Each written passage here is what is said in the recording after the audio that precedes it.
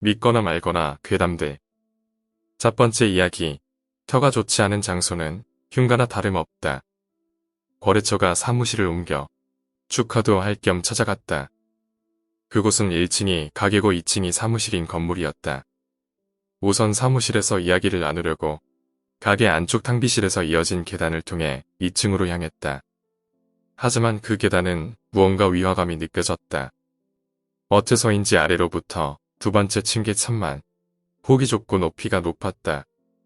사무실에 들어서 이야기를 하고 있는 사이 계단에 관한 일은 머릿속에서 잊혀졌다.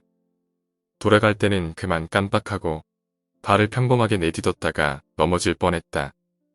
계단 위에서는 거기 위험하니까 조심해서 내려가 라고 사장의 목소리가 들려왔다. 그런 건 좀 빨리 말해주시. 괜찮습니다 라고 대답하고 가게를 나왔다. 그 회사는 실적은 그리 좋지 않지만 사장이 인품이 좋은 데다 사원들이 다들 부지런해서 어떻게든 꾸려나가고 있었다. 하지만 묘하게도 그들이 새로 들어선 건물은 옛날부터 터가 좋지 않기로 유명한 곳이었다. 전에는 대기업 대리점이 들어서 있었지만 역시 얼마 가지 못해 사라진 터였다. 아마 그 때문에 임대료가 낮아서 들어간 거겠지. 몇 달 지나 간만에 그 가게를 찾았는데 사장이 없었다. 가게를 지키던 부인에게 이유를 물으니 사고로 입원했다는 대답이 돌아왔다. 순간 머릿속에 자살한 게 아닌가 하는 생각이 떠올랐다. 하지만 아무래도 그건 아닌 듯했다. 병원이 어디냐고 묻자 여기서 말하기는 좀 그러니까 사무실로 올라오세요 라고 말해 나는 2층으로 향했다. 아무래도 부인 역시 자살 미수를 의심하고 있는 듯했다. 돌아오는 길에 또 발을 헛디뎌 넘어질 뻔했다. 또 아래에서 두 번째 층계 참이었다. 부인도 말하길 알고 있어도 늘 넘어진다니까요. 왜 여기만 이상하게 만들었는지 라며 웃었다. 나는 병원으로 향해 사장을 만났다.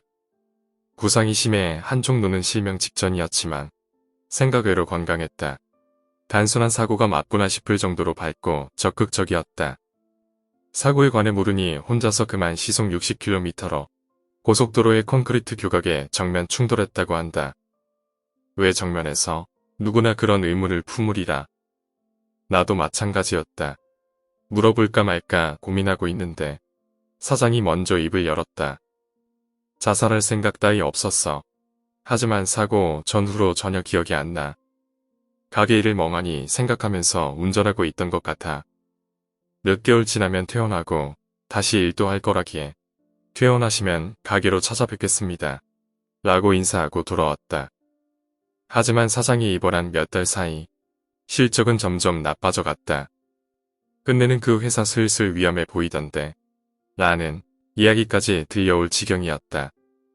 얼마 지나지 않아 사장의 부고가 날아들어왔다. 장례식은 이미 마쳤고 회사도 문을 닫기로 했다는 부인의 전화였다. 상담을 부탁하고 싶은 게 있다기에 나는 가게로 찾아가기로 했다. 사무실에서 이야기를 들었다. 사장은 퇴원 후 부인의 차로 병원을 나서 가게로 돌아오다 전봇대에 충돌해 죽었다고 한다. 왜 갑자기 가게로 향했던 것인지도 모르고 왜 또 혼자 정면 충돌한 것인지도 모르겠다고 한다. 부인은 혹시 자살일지도 몰라요. 라고 말하고는 쓰러져 울었다. 나 역시 솔직히 자살이라고 생각했다.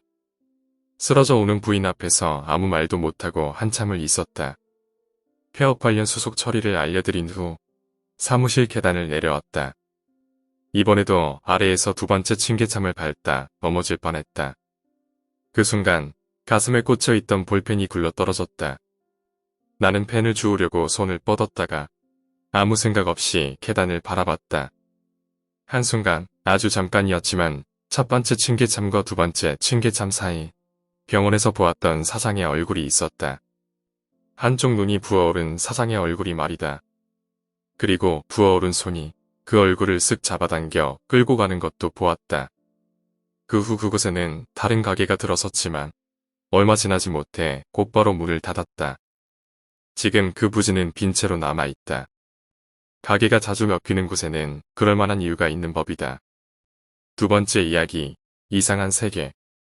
이상하지만 지금도 확실히 떠오르는 기억이다. 초등학교 5학년 때 여름방학이었다. 집 뒤쪽에 있는 큰 공터에서 여름방학 자유과제였던 근처의 곤충 찾기를 수행하고 있었다. 그런데 공터 구석, 콘크리트 바닥에 하수도로 통할 것만 같은 녹슨 철문을 발견했다. 흥미가 동한 나는 문을 열어봤다. 아래로 이어지는 사다리가 보인다. 모험심에 가슴이 달아올라 나는 곧바로 집에 돌아와 회중전등을 가지고 왔다. 그리고 두근거리면서 그 사다리를 내려갔다. 아래로 내려와 보니 바닥은 철망으로 되어 있었다. 그 밑에는 지하 배수로가 있는지 작게 물소리가 들려왔다. 이상한 냄새가 나지는 않았다. 하수도는 아닌 듯했다. 통로는 앞뒤로 쭉 펼쳐져 있었는데 나는 우선 정면을 향해 걸어가 보기로 했다. 회중전등으로 발밑을 비추며 한동안 걸어갔다. 눈앞에는 철조망이 나타났다. 막다른 곳이었다. 옆에는 위로 이어진 사다리가 있었다. 더 굉장한 걸 기대했는데 아무것도 없어 실망하면서 나는 사다리를 올랐다. 얼마 걷지도 않았으니 처음 들어온 곳 근처로 나갈 것이라 생각하면서 말이다. 하지만 뚜껑을 열고 나온 곳은 처음 들어온 곳과 똑같은 곳이었다. 게다가 황혼이 치고 있었다. 분명 들어갈 때는 낮이었는데 어쩐지 무서워져서 나는 집에 돌아가려 공터를 떠났다. 하지만 무언가 이상했다. 뭐라고 해야 할까? 풍경이 미묘하게 달랐다. 대부분은 비슷하지만 과자를 사 먹던 가게가 본 적도 없는 집으로 바뀌어 있기도 했고 동사무소가 병원으로 바뀌어 있기도 했다.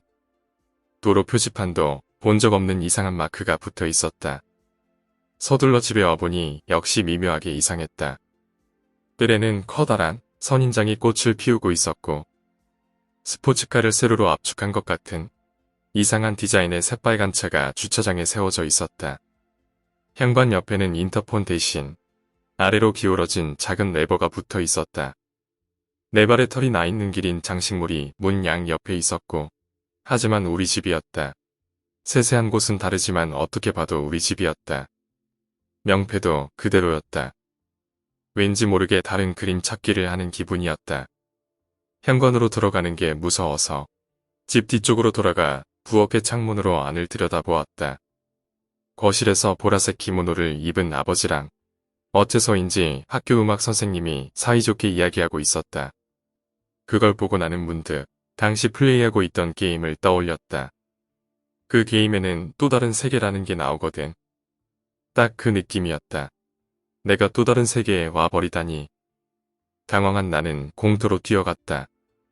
그리고 다시 사다리를 타고 내려간 뒤 원래 왔던 길을 더듬어 갔다. 정말 식은땀을 뚝뚝 흘리며 필사적으로 달렸다. 늦으면 2번 다시 돌아오지 못할 것만 같았으니까. 그리고 다행히 처음 들어왔던 사다리를 타고 나는 원래 세계로 무사히 돌아왔다. 이 사건이 있은 후 나는 그 공터가 무서워져서 다가가지 않게 되었다. 공터 쪽을 바라보는 것조차 싫었다. 거기 가까이 가면 또 나도 모르는 사이 또 다른 세계로 빨려 들어갈 것만 같았다. 그리고 이번에는 돌아오지 못할 것 같았으니까. 그러는 사이 우리 집은 이사를 가게 되었고 결국 그 또 다른 세계가 무엇이었는지는 영원히 수수께끼로 남았다. 하지만 반년 전 일 때문에 주변을 지나갈 기회가 있어서 슬쩍 살펴본 적이 있었다. 반쯤 주차장처럼 사용되고 있었지만 공터는 아직 거기 있었다. 그 무렵의 공포감이 떠올라서 가까이 가보지는 않았지만 아마 그 철문도 아직 그 자리에 남아있을 것이다.